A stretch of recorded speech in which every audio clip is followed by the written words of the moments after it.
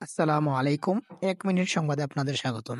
আজ ৬ ডিসেম্বর ২০২৪। আজকের প্রথম আলোর প্রধান সংবাদ হচ্ছে, জুলাই-আগস্টে হত্যা, ক্ষমা চাইল পুলিশ, স্বজনেরা চান দৃষ্টান্তমূলক শাস্তি। ছাত্র জনতার আন্দোলনে নির্বিচার গুলি ও হত্যার ঘটনায় ৪ মাস পর বাহিনীর পক্ষ থেকে ক্ষমা চেয়েছেন নতুন আইজিপি। পুলিশের মনোবল ফেরানোই অগ্রাধিকার। বিভাগে যাবেন আইজিপি। নিরপরাধ আসামিদের হয়রানি বা গ্রেফতার নয়, মামলা তদন্ত পর্যবেক্ষণে কমিটি। বিবিএস এর তথ্য, খাদ্য মূল্যস্ফীতি বেড়ে ১৪% কাছাকাছি।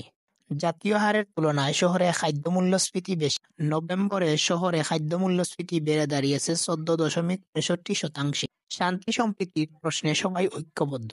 জাতীয় ঐক্যের লক্ষ্যে সংলাপ। প্রথমে ছাত্র নেতাদের, এরপর রাজনৈতিক দল এবং তৃতীয় দিনে ধর্মীয় নেতাদের সঙ্গে প্রধান উপদেষ্টার বৈঠক। সংলাপে অংশ নেন ১৬ জন বিশিষ্ট আলেম এবং হিন্দু, বৌদ্ধ, খ্রিস্টান সম্প্রদায়ের প্রতিনিধিরা। ভয়মুক্ত নতুন বাংলাদেশের স্বপ্ন দেখে, বলেছেন প্রধান উপদেষ্টা।